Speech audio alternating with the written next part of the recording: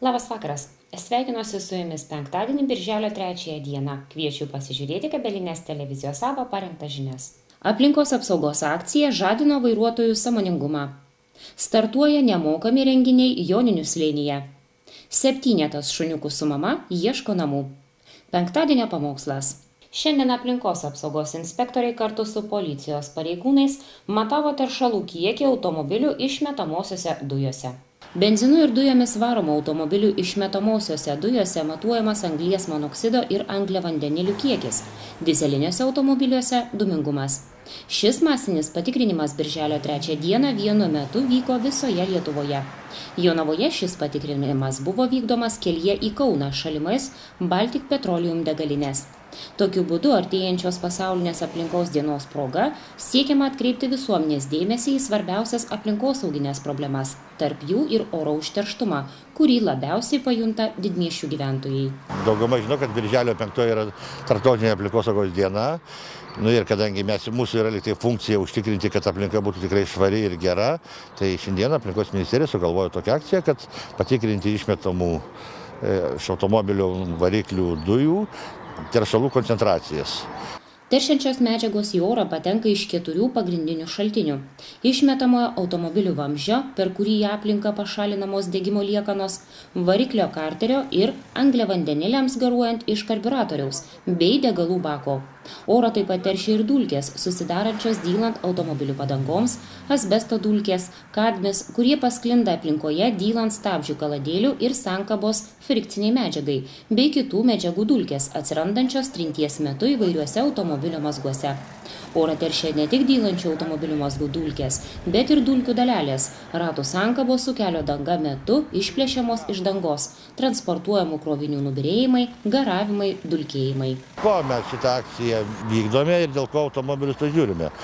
Turbūt daug kas teko girdėti, kad miestuose pagrindinis užterštumas yra nuo automobilių išmetamųjų dujų.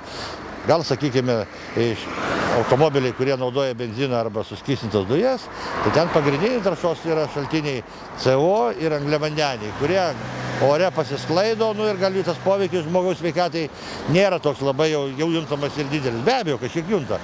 Tačiau dizelinių automobilių važiuojančios dizelį naudojantis varikliai, jie išmeta kietąsias daleles. Ir kaip jūs pastebėjote patys, patikrinę nesnei vieną automobilį, net ant asfalto matosi suodžių dėmė. Tai aišku, toks automobilis jau nėra tvarkingas.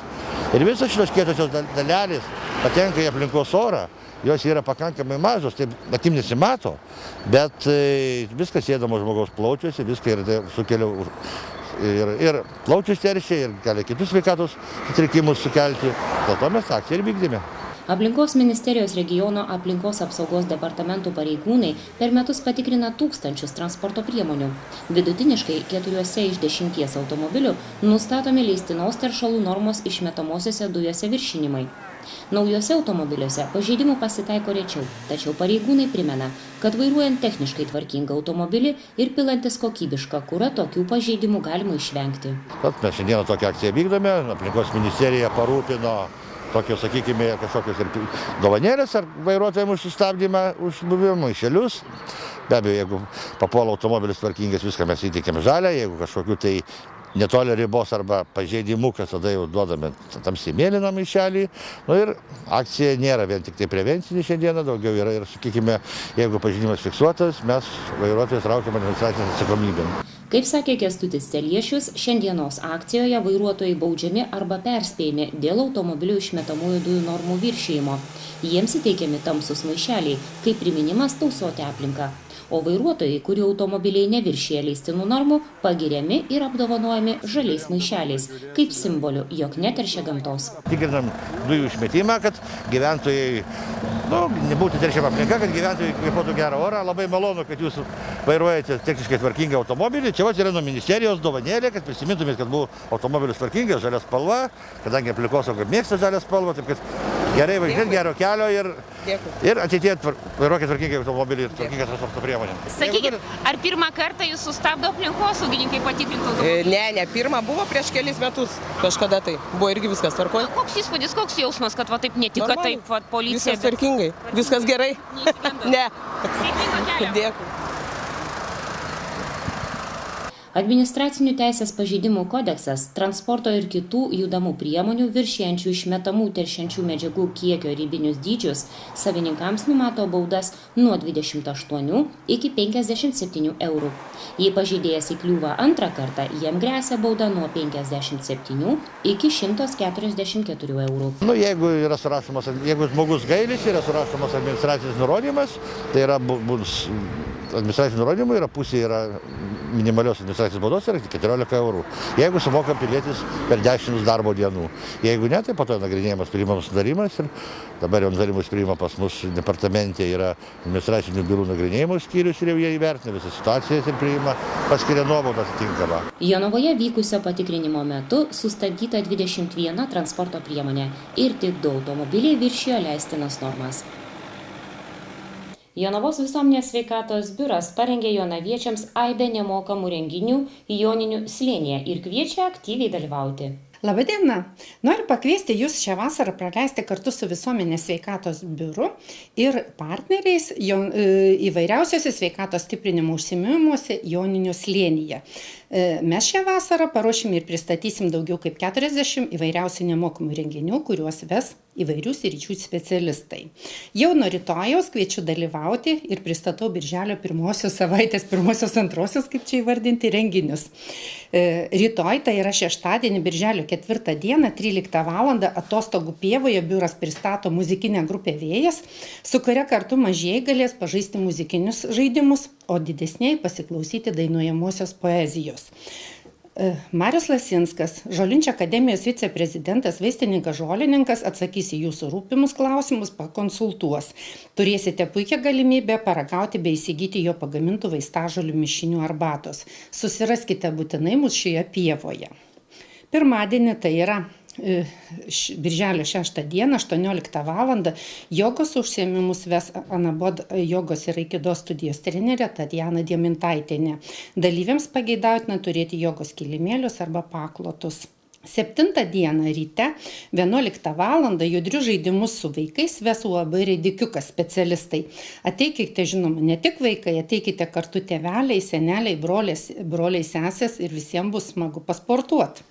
7 dieną, 18 val. Visų pagrindinių raumenų taisyklingo stiprinimo pamoką prie lauko treniruoklių šalia pėsčiųjų tako tarp Varnutės 1 tvenkinio ir ligoninės parodys ir taisyklingai mankštintis pamokins klubo Akvaera treneriai. Išnaudokime šios miesto treniruoklius, jie įrengti mūsų sveikatos stiprinimui ir tai darykime saugiai. Birželio 9 dieną, 18 val. Jeigu jūs norite tapti greitesni, ištvermingesni, lankstesni, sustiprinti savo širdį, ateikite į itin intensyvę BoxFit treniruotę. Ši treniruotė sukurta įvairių kovos menų technikos pagrindų ir ją ves kariškis treneris Vaidas Zubrikovas. Naudodamasi progą, pabaigusi pirmos savaitės renginius, dar noriu Jūs pakviesti į sekančią savaitę vieną vykstantį renginį, kurį jau reikalinga išankstinė registracija. Taip, nes čia vietų skaičius ribotas ir norintys čia patekti kompanijomis po 6 asmenys jau galite registruotis. Pristatau, kas čia vyks. Prieš pačias Jonines, tai yra birželio 17 dieną nuo 16 val. Joninių slėnyje malkomis bus kūrenamos 2 mobilios pirtys ant ratų ir teikiamos nemokamos paslaugos miestelėnams. Čia šeimininkaus televizijos žvaigždės, Vantos lapo nominantai, Baltiškosios pirties klubo pirtininkai ir kvies mus pažinti tikrą lietuvišką pirtį. Pirtininkai kas valandą abiejose pirtyse ves edukacinės 3 pasikaitinimų programas, vyks parodomasis masažas karštais akmenimis ir vanojimosi pradžiamokslis.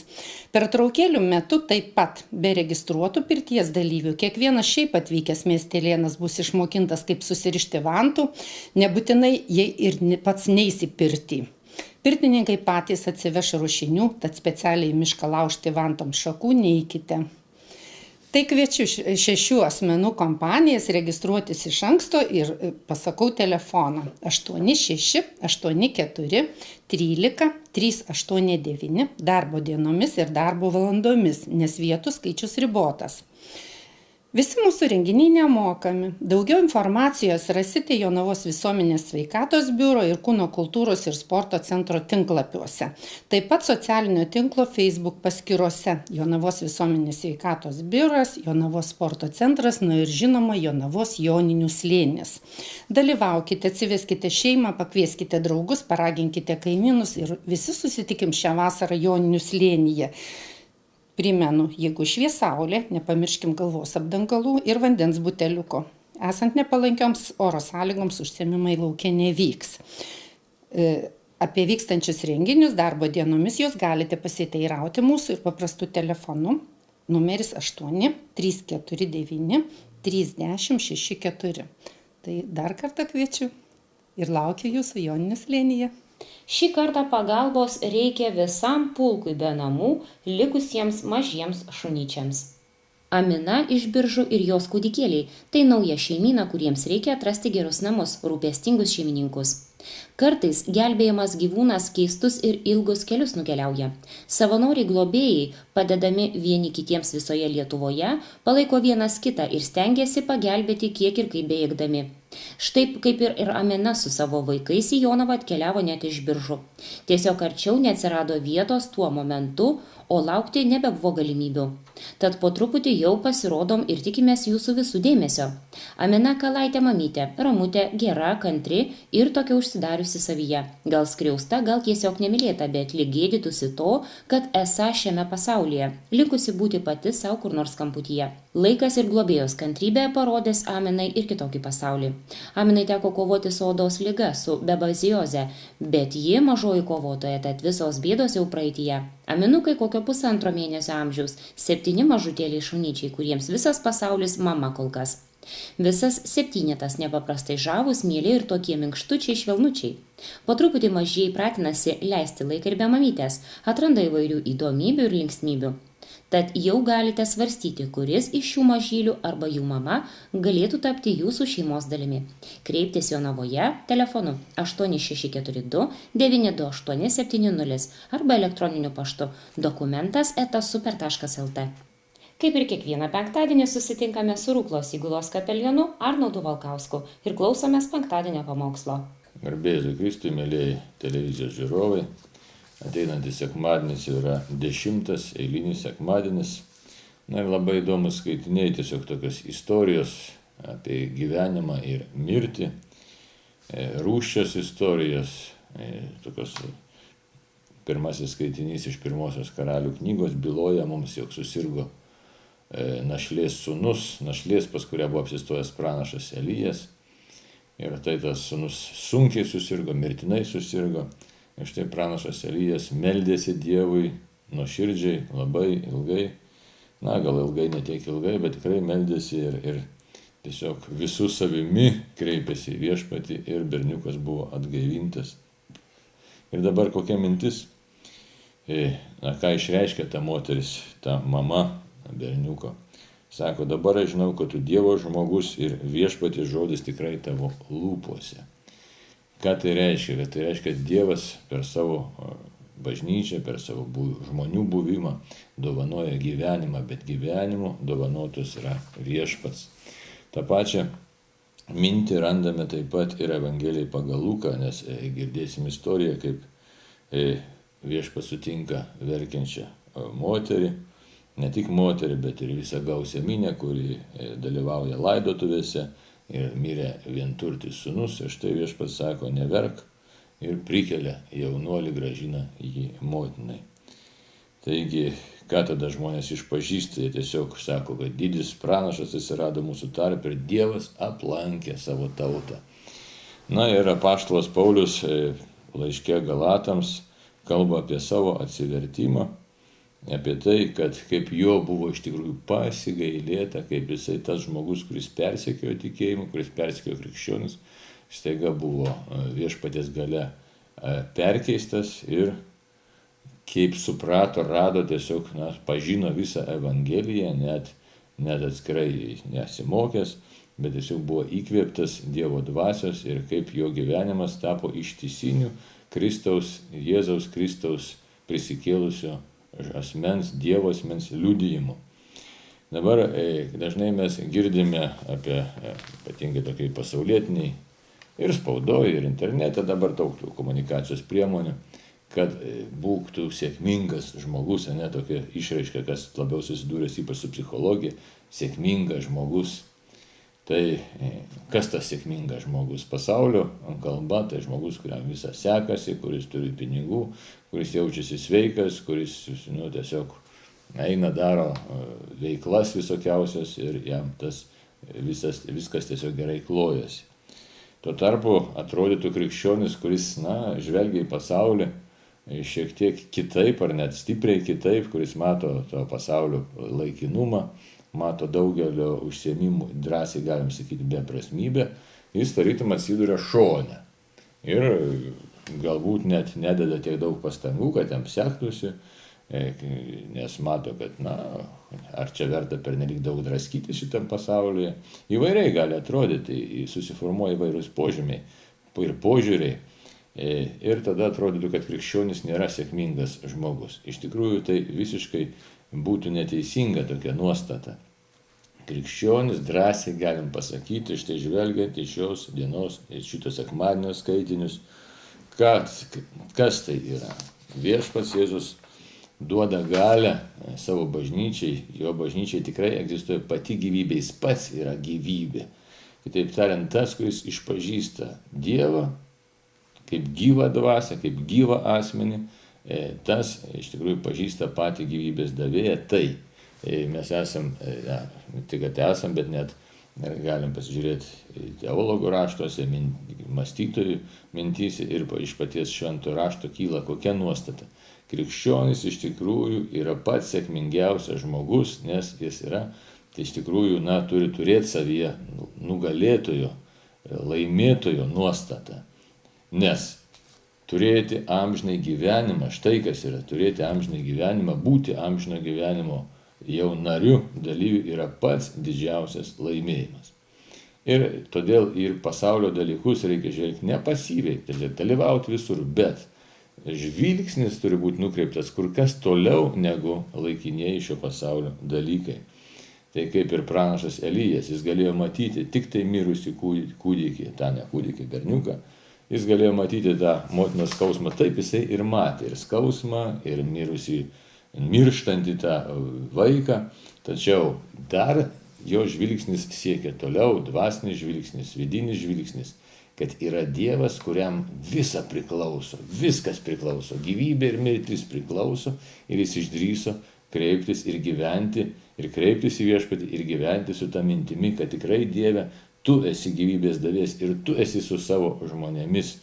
Tai čia mums labai svarbi yra mintis, kad iš tikrųjų Dievas yra su mumis ir mes, nepaisant to, kad turime ir grumtis savotiškai šitame pasaulyje, nes reikia ir darbą susirasti, reikia tos skubos labai daug, taigi atlaikyti tą skubos naštą, atlaikyti kasdienybės naštą ir vis dėlto aš esu žvelgiantis kur kas toliau, kur kas giliau, kur kas tiesiog, pasakysime, žvelgiantis į pačią gelmę, kitaip tariant, išpažįstantis, jog yra Dievas, kuris dovanoja mums amžinai buvimą. Ir tai nėra toks paprastas, primityvus pasakymas, kad štai padovanoju kažkokį tai neaišku amžinai buvimą. Ne, Dievas tikrai dovanoja gyvybę ir krikščioniui mirties nebėra. Tai ta mintis turėtų perimti visą mūsų būtį, kad mums mirties nebėra ir mes turim elgtis ir jaustis ir gyventi taip, kaip iš tikrųjų jau amžinai esantis ir atitinkamai pagal savo amžinybės išgyvenimą, supratimą, kad tikrai visą tai darau, kad amžinybės neprarasčiau, kad būčiau tikrai amžinai su viešpačiu, kad būčiau amžinai jo. Čia yra pagrindinis dalykas, kad tikrai, kaip apaštalas Paulius, galėtume sakyti, taip vis labiau ir labiau pažįstu tiesą apie Dievą ir pats Dievas yra manoji tiesa, manasis gyvenimas. Taigi, kaip galėtume dar prisiminti 30 psalmę, kurią taip pat girdėsime sekmadienį, kad Dievas perkeičia mus, kaip jis perkeičia, sako, raudą pakeitė man dainomis, šokiais, viešpatie mano Dieve, tave šlovinsiu amžiais. Tai štai mūsų likimas yra amžinas, šlovinti viešpatį, būti su juo amžiname džiaugsme. Taigi prašykim Dievo to žvilgsnio giluminio, visą apimančio ir peržengiančio laikinumo ribas. Tai laimina mus Dievas. Amen. Toliau sinoptikų pranešimai. Kokiu orų tikėtis šeštadienį bei sekmadienį? Šeštadienio naktį lietaus intensyvumas sumažės, palis centriniuose ir patvakariniuose rajonuose. Dieną trumpa lietaus su perkūnija debesis daugiausia formuosis virš pietų Lietuvos. Perkūnijos metu vietomis vėjo gūsiai gali siekti 16 m/s. Temperatūra naktį pažemės iki 15, dieną oras sušils iki 25 laipsnių. Sekmadienio naktį lietaus tikimybė sumenks, debesis prasisklaidys, vėjas suksis iš šiaurės ir susilpnės. Temperatūra ryto valandomis svyruos nuo 5 iki 10. Sekmadienio dieną bus nepastoviai debesuota, kai kuriuose vietovėse trumpai palis. Apysmarkis vėjas pūs iš šiaurės vakarų. Temperatūra pakils iki 17-22 laipsnių šilumos. Šiandien su jumis atsisveikinu ir linkiu gero ir smagaus savaitgalio. Pasimatysime pirmadienį.